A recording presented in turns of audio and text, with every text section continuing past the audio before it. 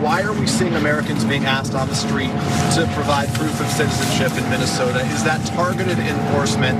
And are you advising Americans to carry proof of citizenship? In every situation, we're doing targeted enforcement. If we are on a target and doing an operation, there may be individuals surrounding that criminal that we may be asking who they are and why they're there and having them validate their identity. That's what we've always done, in asking people who they are so that we know who's in those surroundings. And if they are breaking our federal laws, we will detain them as well until we run that processing. So that is all lies. Her cover story for what they're doing in Minnesota is falling apart as fast as her face is melting. No, they're not. There's nothing targeted. Targeted doesn't mean anything. They just say it. Every enforcement action is targeted in the same way every shot fired is defensive, regardless of what's actually going on. They are walking up to random United States citizens and asking for them to present their papers. That's what is actually going on. Random people. She sort of said, well, they're near a person that we're going after that's targeted. I don't even believe that. I don't believe that there's any target whatsoever. But even if that was true, which it's not, but even if that was true, you being near a criminal does not make you a criminal. That's not how America is supposed to work, but that is unfortunately how America works under Donald Trump and under Kristi Noem. Gee, I wonder why her job approval rating in recent polls has been at 36%. I'm not quite sure.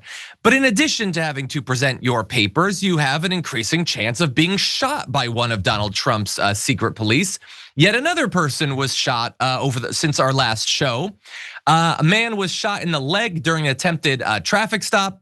Now, we're gonna be explaining to you what DHS said about this, so take it with a grain or perhaps a mountain of salt. But they say it happened just after 7 p.m. after law enforcement officials were attacked with a shovel and a broom as they tried to complete a targeted traffic stop. Again, it's all targeted. It's not random suppression of a city because that's what Donald Trump wants to do. It's all targeted. And so anyway, they say they were attempting a traffic stop of a man, a Venezuelan man, who they said is in the country illegally. That hasn't been demonstrated yet. Might be true, might not be. The man left in a vehicle which crashed into a parked car and then ran away. As the officer pursued the man, he assaulted the officer. All this is according to NBC News. While the officer and the man were in a struggle on the ground, DHS says, 2 people came out of an apartment and attacked the officer with a snow shovel and a broom handle. The original man then got loose and also began attacking the officer with a shovel or a broomstick. And then this is the quote from DHS. Fearing for his life and safety as he was being ambushed by 3 individuals, the officer fired defensive shots to defend his life, and the man was shot in the leg. So defensive shots to defend his life. I think that the lady doth defend too much. This is all propaganda. I mean, look, maybe that's actually what happened, that he was chasing this guy and then people came out, a vicious ambush with a broom handle. But to be clear, broom handle shovels are not approved weapons that can be used to bludgeon cops to death. Trump flagpoles, fire extinguishers, those can be used to bludgeon cops to death. And if you do it that way, you'll get a pardon from the president. Not shovels, not broom handles, everybody catch up.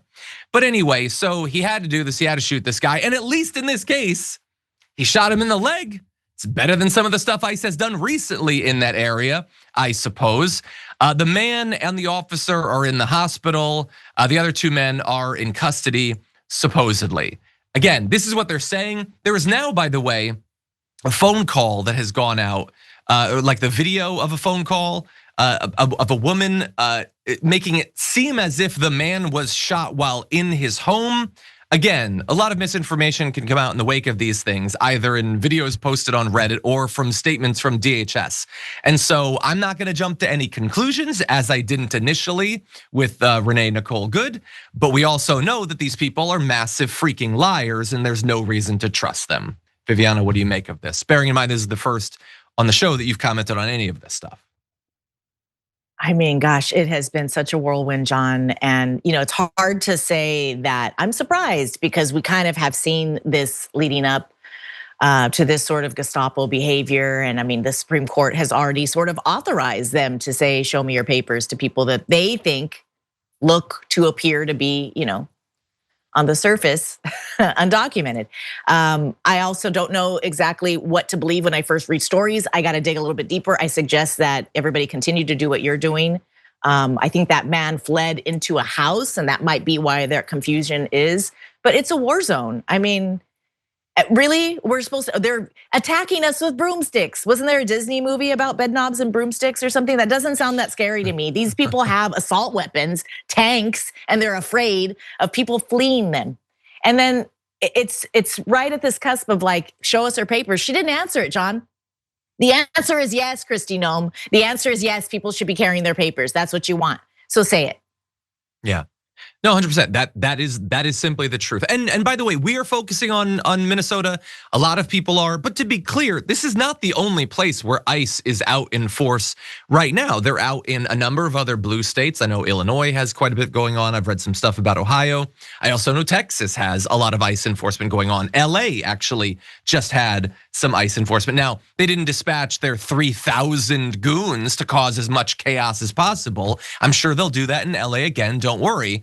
But it is happening in a lot of different places, and it's very hard to know what to trust, except that we know we can't trust the government. Hell, we were told that by Kristi Noem on the news just a few days ago, so I'm gonna listen to her in this particular case. Now, there is a lot of chaos and developing chaos in Minnesota with the 2,000 to 3,000 ICE and Border Patrol and DHS officers there. We have CNN who's reporting in the aftermath of last night's shooting on what's going on in the protests. Take a look at that. There is a growing crowd here that is increasingly angry, that is following ICE, what we believe are ICE officers or other immigration agents throughout this neighborhood, screaming at them, telling them to leave in the strongest possible terms they can muster here. Meanwhile, ICE, trying to push back this crowd, was letting off tear gas canisters over and over and over. And at one point, Abby, they were going off all around us, and actually it became so chaotic that one bounced off my foot and bounced off my side. We're looking at what seems to be a standoff between federal agents and protesters. They're divided by a police line, but there is something of a standoff that is developing here on the scene where you are. Yes, a bit of a standoff between invading forces that the locals there don't want and people desperately trying to protect their friends and neighbors. That's what's going on. And as that reporter said, so ICE shot someone, and then as always, they will use whatever happens, even if it's them instigating it, as a reason to go further. And so they started setting off flashbangs all over the place, just random people that have nothing to do with the protests, having tear gas and flashbangs go off right near them. That's what they want to do. That's why they're there. And we're all paying for it, by the way. We're paying over between $1 and $200 billion for the government-sponsored suppression of ICE. And this is what it's going towards. And so a lot of people are really angry about this. God only knows, tear gas canisters can do real damage to people, especially kids. And ICE isn't checking to see if kids are in the range of this. They're not trained on how to do that. They've got their 2 weeks or so of training. And so almost certainly more people are going to be injured, maimed, killed as a result of this. And coming in now, we have Governor Tim Walz with another statement. I was pretty critical of his initial reaction to the shooting from last week. Let's see what he had to say in his most recent address. News reports simply don't do justice to the level of chaos and disruption and trauma the federal government is raining down upon our communities. They're pulling over people indiscriminately, including US citizens, and demanding to see their papers. And at grocery stores, at bus stops, even at our schools. They're breaking windows, dragging pregnant women down the street, just plain grabbing Minnesotans and shoving them into unmarked vans, kidnapping innocent people with no warning and no due process. Let's be very, very clear. This long ago stopped being a matter of immigration enforcement. Instead, it's a campaign of organized brutality against the people of Minnesota by our own federal government. You have an absolute right to peacefully film ICE agents as they conduct these activities. So carry your phone with you at all times. And if you see these ICE agents in your neighborhood, take out that phone and hit record. Help us create a database of the atrocities against Minnesotans, not just to establish a record for posterity, but to bank evidence for future prosecution. Okay, so I don't disagree with anything that he said, and people are filming it. They should be filming it. There's a reason that Brett gave people filming the ICE interactions his Turk of the Year at the end of last year. That's all good, and he's right. This is repression. It has nothing to do with immigration. There's no targeting going on, but also like, I don't know, like, am I being I never know anymore if I'm being a dick. Why are you in that room, Tim Walz? Get out there. How about, I mean, first of all, you already said you were gonna call up the National Guard potentially. And you haven't done that. And I know that that's a big escalation or whatever. And so you're very worried about what would happen. We're all worried about, civil war or whatever. But like, could you at least get out of the wood paneled room? Like, why don't you go? Why aren't you there with the people? Maybe then ICE would back off a little bit. If the leader was there, if you got the cops with you, you brought your bodyguards or whatever. I feel like he's in his mansion or whatever. He's in the Capitol building, and it just feels very far apart from the actual chaos we're seeing. Viviana, you let me know if you think that is an unfair expectation. Well, let me take this opportunity, John, to let you know you are not being a dick. Thank you. This is very chaotic times. And I would like to see him out in the forefront too. That's one of the things that we saw Dr. Martin Luther King doing. I mean, he was on the front lines with people, marching peacefully, making a protest. And if that means putting your body in between your constituents and the danger and something happens to you, then that's how heroes are made, Governor Walz. I'm not saying to do it, but that's how you put yourself out there. I do appreciate him giving his constituents a little bit of hope by saying we are gonna prosecute these people, whether that's in a pipe dream or not. It does make us feel like we know what's wrong. Our morality compass might be better than Donald Trump's in this case. And so we know that this is wrong, and we know that this should be punished. And we're hoping that there's still some semblance of law and rule in our country that we can, adhere to. But it sounds like it's slipping away a little bit, especially in Minnesota right now.